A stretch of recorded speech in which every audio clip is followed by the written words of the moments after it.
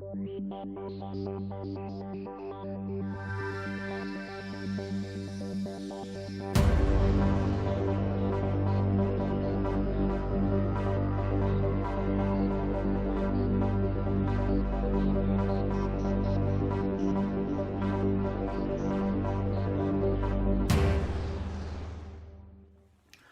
looking at Hohan Sokens' Kyusho notes, or his secret notes, we're going to take a look at a target called Sonu. Sonu is a very powerful target. In fact, it's listed as a fatal target, and we'll understand why as we go on and we take a look at some of these different methods that we could do to get into this target. Now, first of all, it's on the front part of both sides of the neck, and that's in this area right in through here. Now, you have not just one point. A lot of the pressure point guys are going to tell you it's just a point called stomach 9, okay? And that's not it, or stomach number 10. They're not points. What they are is they're sections of areas where you could access the weaker anatomical targets, such as nerves, vascular tissues, in this case, and of course organs in different parts of the body. Now, you have nerves and arteries and veins running in strands, and they're so close together in proximity in this area, you just strike that whole area, you're going to get a lot of nerves, and you're going to get a lot of vascular tissue as well. You have cranial nerves, okay, so they're going to shut down the motor and senses on the body. The motor skills are the ones that allow you to move your muscles voluntarily, or keep your body upright position where your legs, the messages are going down to your legs to strengthen the muscles to keep you upright. So that you're going to lose your motor functions. You're going to drop. You're not going to be able to fight. The senses, you're not going to be able to see, hear, smell, taste. Not that you're doing that in a fight, but you are trying to see and hear in a fight. Okay, you're going to lose all those. So you're going to lose all conscious space. Right? Now, with the vascular tissue, you're going to cut the blood supply to and from the brain. There's your choke right there, but it's an instant choke. It's not something that you hang on to for 5 seconds to hopefully knock the guy unconscious. This is a quick shock. You get the double whammy also because you have the instantaneous actions and reactions of the body from the nerves, and you also get the blood interrupted. So that causes the fainting in the long run because of the vasovagal syncope or the dropping of the blood pressure. Now, Hohan Soken says you can hit this with a ken, which is a fist, okay? You can hit it with a hammer fist, a tatui. The dagger, okay, dagger you can understand. You can use the butt end of it, or you can use the bladed end of it, okay, anywhere in the neck. It's going to be devastating, okay, and also the elbow. So let's get into some of the techniques here and how they would go into the art. And I'm not just talking about Hohan Soken's martial art of Shorin-ryu or karate. It's in all kung fu styles. It's in many different styles. So let's cover just a few. First of all, the elbow, okay? It's very hard to hit in with an elbow straight on because the person's going to duck their chin and whatnot. And this is why you have actions in katas like kusanku and nahanchi and many different martial arts where they hit their elbow. Okay, it's in Kali and many different arts. It's in so many different martial arts. And that's because what you're doing is if you're in a clenched position and you pull down on the person's shoulder and they come at you this way, it exposes that neck to come right in. Or you could have clasped the person on the back of the neck, striking the points that we mentioned earlier in the filmings here on Hohan Soken's notes. You slap those nerves in the back, and that brings the person's head forward so you can strike that elbow straight in. Okay, you have now the fist and the hammer fist.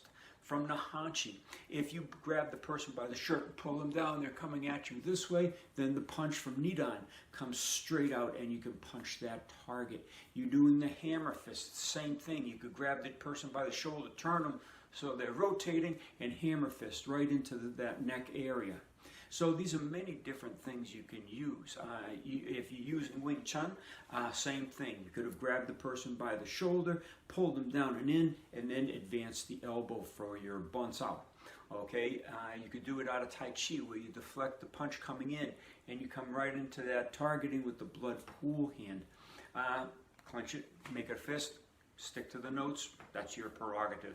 But you can do it in many different martial arts, whether it be Kung Fu, Indonesian-based Filipino martial arts, or Chinese martial arts, or Japanese martial arts. It's all there.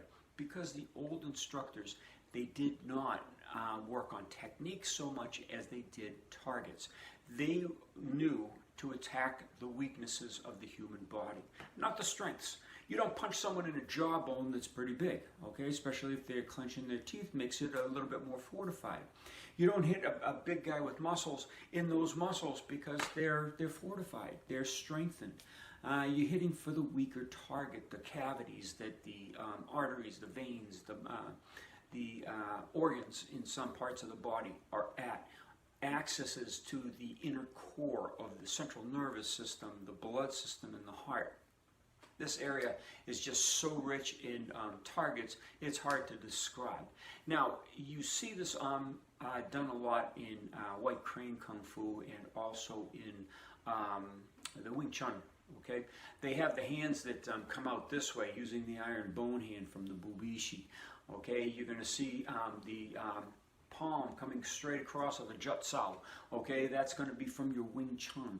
You have it in Bagua, where you push down on the body, where the person comes down, you rise up with the hand to push the neck and stretch that area, and then you drop the hand down and in, or you grab the person from the back and press in, okay? And this is Tai Chi as well. Grab them down by the kidney, pull their body in so they're coming at you, and then push in. Again, the martial art you study doesn't matter. These targets are in there. You need to be studying the targets. You need to be studying, understanding the effects of these targets. And most importantly, you need to get on the mat and you got to touch these, you got to feel these.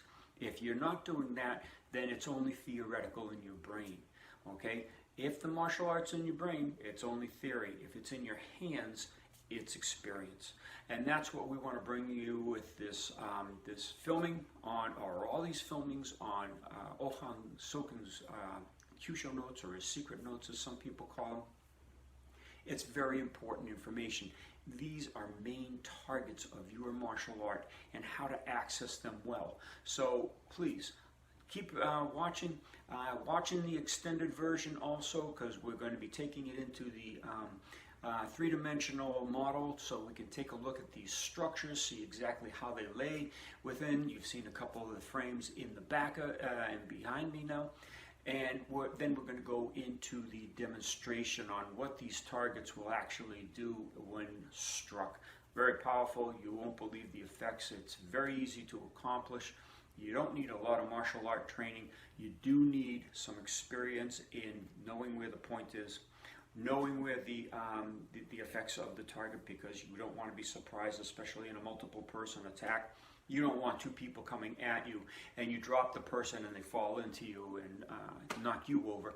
That's not the situation. So you have to have that understanding of what it does to the motor functions of the person's body, what it does to the autonomic functions, like the consciousness levels, what they're feeling. You have to take it too.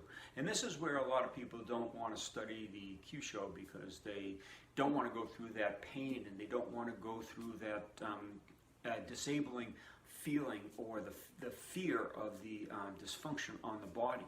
But to learn Kyusho to the best of your ability, this is what you're going to need to do. So seek out proper instruction and you'll get the understanding, and then you get the feeling, and your martial art will improve 150%.